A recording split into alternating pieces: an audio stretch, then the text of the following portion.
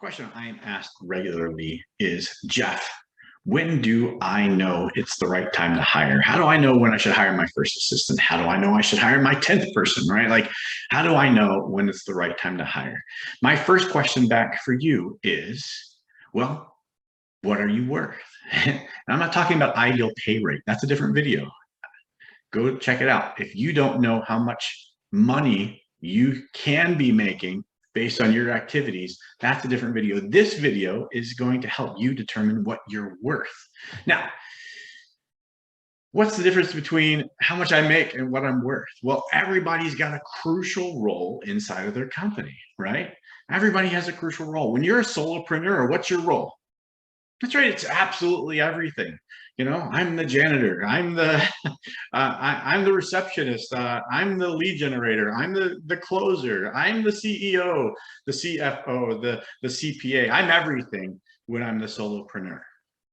And there gets to be a point that as a solopreneur, as a business owner, as even a salesperson, right? Like that sometimes inside of your role, you realize that you've picked up additional roles and responsibilities that are keeping you back from doing the important things. Does everybody get that? Right? How many have ever felt that way while they're working? Man, if I could only not do these things and focus on these things, I would be so much more effective, so much more productive. Well, that's your first clue. That's one of the first examples, one of those first hints of you knowing that it's time for you to bring in some leverage, even if you don't work for yourself, right? Like sometimes paying somebody to take some pieces off of your plate is going to still help you do an amazing job at everything else that you're doing. So I've got a simple exercise for you. First off, grab a pen and a piece of paper.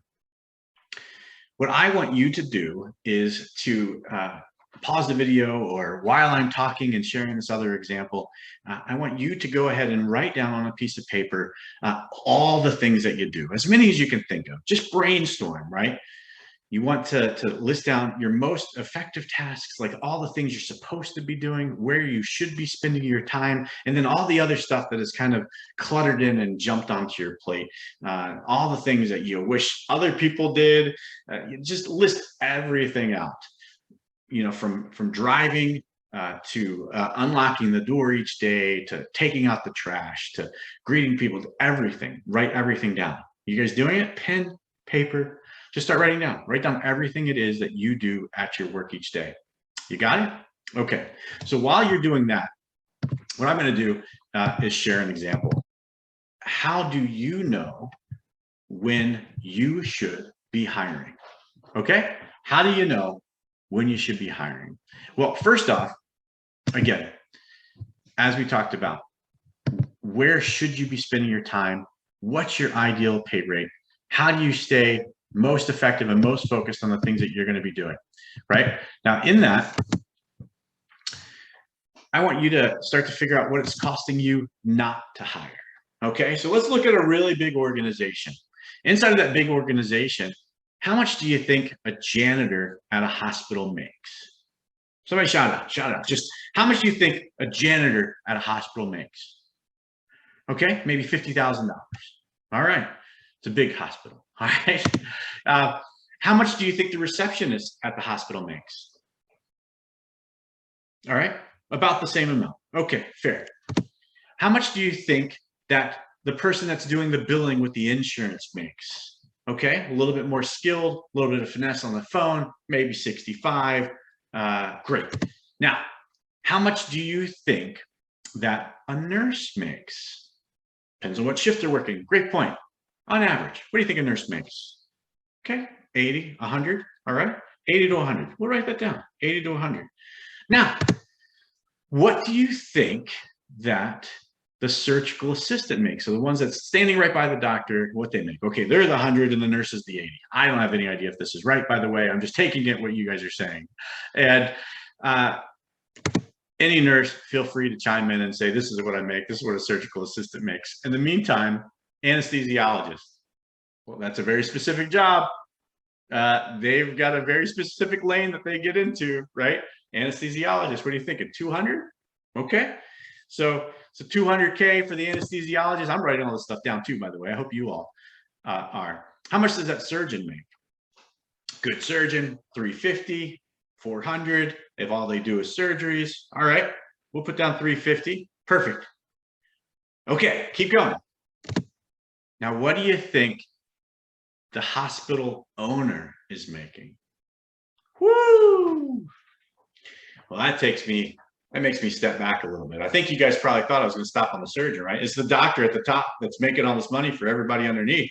Well, that's not true. There is still an owner of the hospital. There's still somebody that owns the company, right? And so what do you think that owner makes? I mean, millions, right? Gotta be millions. I'm just going to write down millions.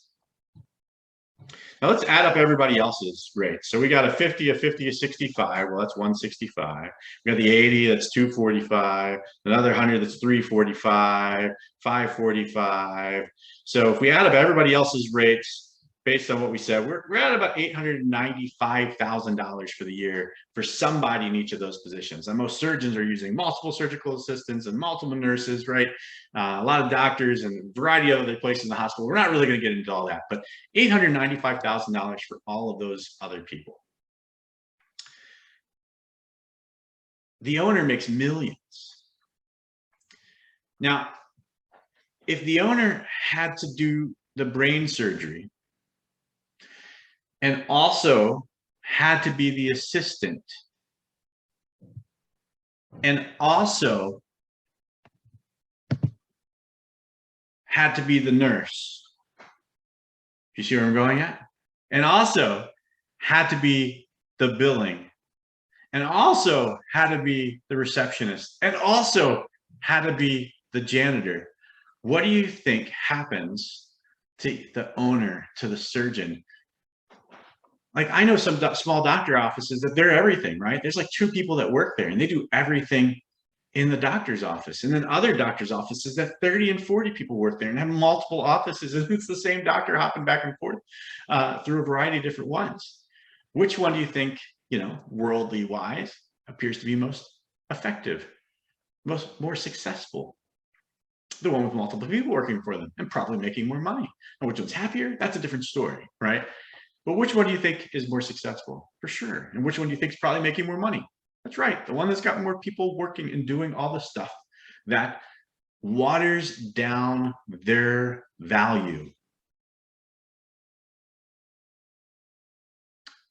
Did you hear that? When you aren't doing the tasks that you are here to do, the 20% work, and staying inside of your one thing, focused on what you should be focusing on, when you are doing all the other things, you are decreasing your value.